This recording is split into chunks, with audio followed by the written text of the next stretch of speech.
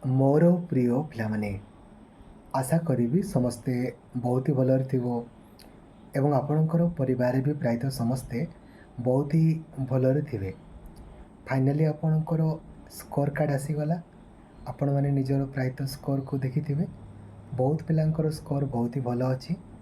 କିଛି ପିଲାଙ୍କର score 5 mark, 6 mark, 10 mark ପର୍ଯ୍ୟନ୍ତ ବି କମେଇଛି। ରାଇଟ୍, ଏହାର ମେନ୍ ଆପଣ ଜାଣିପାରିଲେ ଆପଣ କେତେ ଠିକ୍ କରିଛନ୍ତି, କେତେ ଭୁଲ କରିଛନ୍ତି ଜାଣିପାରିଲେନି ନା? ଜାଣିପାରିବେ ବି ନାହିଁ। ଆପଣଙ୍କର ଆନ୍ସର୍ କି ବାହାରିଲାନି। ଆପଣମାନେ ବି ଖୁସି, ମୋର ସେଥିରେ କିଛି ଅସୁବିଧା ନାହିଁ। ଏମିତି ବି ଏମିତି ବି ପିଲା କ୍ୱାଲିଫାଇ କରିବେ, ସେମିତି ବି କ୍ୱାଲିଫାଇ କରିବେ। 2400ଟା ସିଟ୍ରୁ ଏମିତି ବି 1800ରୁ 1900 କିମ୍ବା 2000ଟା ପିଲା ଏମିତି ବି ଆମର କ୍ୱାଲିଫାଇ କରିବେ। ଏଥିରେ କିଛି ଅସୁବିଧା ନାହିଁ।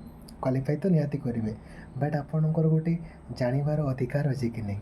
ଏଟଲିଷ୍ଟ ଗୋଟେ ପରୀକ୍ଷା ଆପଣ ଦେଉଛନ୍ତି, ଜାଣିବେ ତ ନିହାତି ନା ଯେ ଆକ୍ଚୁଆଲି କେତେଟା ଆପଣ ଠିକ୍ କଲେ, କେତେଟା ଆପଣ ଭୁଲ କଲେ, କେଉଁଟା ଠିକ୍ କଲେ, କେଉଁଟା ଭୁଲ କଲେ, ଜାଣିବା ତ ନିହାତି ଦରକାର ନା।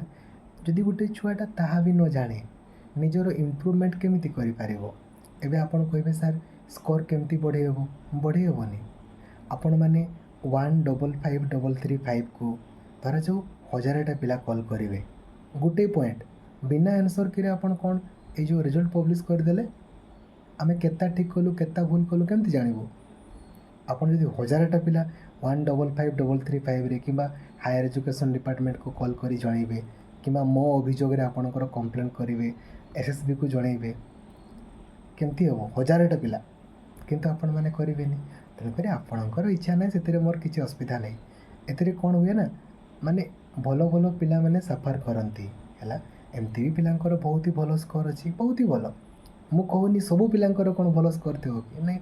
ଯେଉଁମାନେ ଭଲସେ ଆପଣଙ୍କର ପଢ଼ିଥିବେ ସେମାନଙ୍କର ଭଲ ସ୍କୋର ଥିବ, କିନ୍ତୁ ସ୍କୋର ସମସ୍ତଙ୍କର ଅନ୍ ଆଣ୍ଡ ଆଭରେଜ୍ କିଛି କିଛି ତ କମିଥିବ ନିହାତି। କାହିଁକିନା ଆମେ ଗୋଟେ ଆପଣଙ୍କର ଆନ୍ସର୍ କିରେ ଡିସ୍କସନ୍ କରିଥିବା, ସେମାନେ ତାଙ୍କର ମନ ଇଚ୍ଛା ଆନ୍ସର୍ କି ଦେଇଥିବେ ନା, କିମ୍ବା ମନ ଇଚ୍ଛା ମାର୍କ ଦେଇଥିବେ। ଏଠି କାହାର କେତେ ମାର୍କ ଦିଆଗଲା କେମିତି ଜାଣିବେ? କେଉଁ ପିଲାଟା ପରୀକ୍ଷା ଦେଇଛି କି ବି ନାହିଁ, କାହାର କେତେ ମନ ଇଚ୍ଛା ଚଢ଼େଇ ଦିଆଗଲା କେମିତି ଆପଣ ଜାଣିପାରିବେ? ପାରିବେନି ନା। ଟ୍ରାନ୍ସପାରେନ୍ସି ବୋଲି ଆପଣଙ୍କର କିଛି ନାହିଁ ଅଛି, କିଛି ନାହିଁ। ଓଡ଼ିଶାରେ ଏମିତି କୌଣସି ଏକ୍ଜାମ୍ ହେଇଛି, କୌଣସି ବି ପରୀକ୍ଷା ଯେଉଁଥିରେ କି ଆନ୍ସର୍ କି ବାହାରିନି, ପିଲାଙ୍କର ରେଜଲ୍ଟ ବାହାରିଗଲା, ପିଲା ଜାଣିନାହାନ୍ତି କେଉଁଟା ଠିକ୍ କେଉଁଟା ଭୁଲ, ତାଙ୍କ ରେଜଲ୍ଟ ପବ୍ଲିଶ ହେଇଗଲା, ଜାଣିନାହାନ୍ତି। ଆପଣମାନେ ବି କିଛି କହୁନାହାନ୍ତି, କିଛି ଅସୁବିଧା ନାହିଁ। ତ ଏବେ ଆଉ କିଛି କରିହେବନି। ଏବେ ଆପଣମାନଙ୍କର ମେରିଟ୍ ଲିଷ୍ଟ ପବ୍ଲିଶ ହେଇଯିବ। ଆପଣମାନେ ମୋତେ ବାରମ୍ବାର ସେ ଗୋଟେ ପ୍ରଶ୍ନ, ସାର୍ ମୋର ଏତିକି ମାର୍କ ଅଛି, ମୋର ହେବ କି ନାହିଁ କୁହନ୍ତୁ। ମୁଁ ଜାଣିନି ଭାଇ, ମୁଁ ଜାଣିନି ଆପଣଙ୍କର।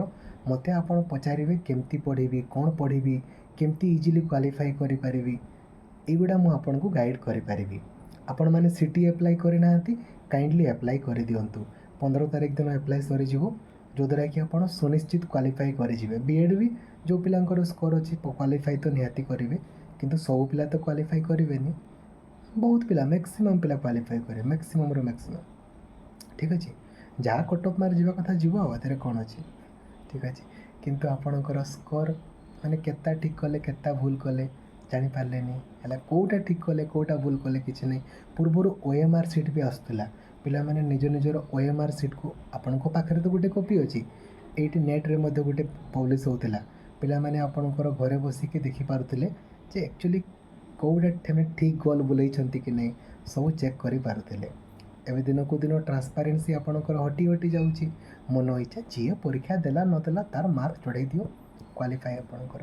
ଯେତେ ଚଢ଼ାଉ, କିଛି ଟ୍ରାନ୍ସପାରେନ୍ସି ଆପଣଙ୍କର ତ କିଛି ନାହିଁ ନା। ମନ ଇଚ୍ଛା ଚଢ଼େଇ ଦିଅ, କ୍ୱାଲିଫାଇ। ଠିକ୍ ଅଛି ହେଲା। ତ ଆଉ କ'ଣ କହିବି, ଆପଣଙ୍କର ଡେଟ୍ ବଗେରା କାଲି ତ ପ୍ରାୟ କହିହେବନି। ଯଦି କାଲି ଆସିବ ବୋଲେ ଆସିବ, ନହେଲେ ନେକ୍ସଟ ୱିକ୍ରେ ଆପଣଙ୍କର ମେରିଟ୍ ଲିଷ୍ଟ ଆସିବ ଆଉ। କାହିଁକିନା କାଲି ତ ସେକେଣ୍ଡ ସାଟର୍ଡ଼େ ଅଛି, ପ୍ରାୟ ଆସିନପାରେ। ଯଦି ଆସିଲା ଭଲ, ନହେଲେ ନେକ୍ସଟ ୱିକ୍ ବେଳକୁ ଆପଣଙ୍କର ମେରିଟ୍ ଲିଷ୍ଟ ଆପଣଙ୍କର ଆସିଯିବ। ଆପଣମାନେ ଯାହାର ବି ନାଁ ଥିବ ଆଡ଼ମିସନ୍ କରିବା ପାଇଁ ବାଧ୍ୟ। ଠିକ୍ ଅଛି, ଯାହା କଟ୍ ଅଫ୍ ମାର୍କ ଯିବା କଥା ଯିବ। କଟ୍ ଅଫ୍ ମାର୍କ ବାଗାରେ ତ ମୁଁ କେବେ କହିନି, କିମ୍ବା ଭବିଷ୍ୟତରେ ମଧ୍ୟ କେବେ କହିବିନି। ଆଉ 2025 ପାଇଁ ଆମେ 17 ଅଗଷ୍ଟ ପରେ ନୂଆ ବ୍ୟାଚ୍ ଆପଣଙ୍କର ଲଞ୍ଚ କରିବା। ଠିକ୍ ଅଛି, ଆପଣମାନେ ଟ୍ରାଏ କରିକି ଦେଖନ୍ତୁ ଆନ୍ସର୍ କି ପାଇଁ, ଆଉ କେତେ ଠିକ୍ ହେଲା କେତେ ଭୁଲ ହେଲା ପାଇଁ। ଯଦି ଇଚ୍ଛା ଅଛି ହେଲେ 1553355କୁ କଲ୍ କରନ୍ତୁ, ମୋ ଅଭିଯୋଗରେ କମ୍ପ୍ଲେନ୍ କରନ୍ତୁ, ମେଲ୍ କରନ୍ତୁ, ଟ୍ୱିଟ୍ କରନ୍ତୁ, ଆପଣଙ୍କର ଇଚ୍ଛା ନାହିଁ କିଛି କଥା ନାହିଁ। କ'ଣ କରିବା, ୱେଟ୍ କରନ୍ତୁ ଆଉ ଆପଣଙ୍କର ଡାଇରେକ୍ଟଲି ମେରିଟ୍ ଲିଷ୍ଟକୁ ଆଉ ଏମିତି ହିଁ ଚାକିରି ବେଳକୁ ବି ଏମିତି ହିଁ କରିବ ନା କ'ଣ ରେ? ଚାକିରି ବେଳକୁ ବି ମନ ଇଚ୍ଛା ହେଲେ ଭଗବାନ ଭରସା ହେଲେ ହେବ ନହେଲେ ନାହିଁ। ଚାକିରି ବେଳକୁ ବି ଏମିତି ହିଁ କରିବ ତୁମ ଇଚ୍ଛା ଆଉ। Thank you. ଜୟ ଜଗନ୍ନାଥ। ଧନ୍ୟବାଦ।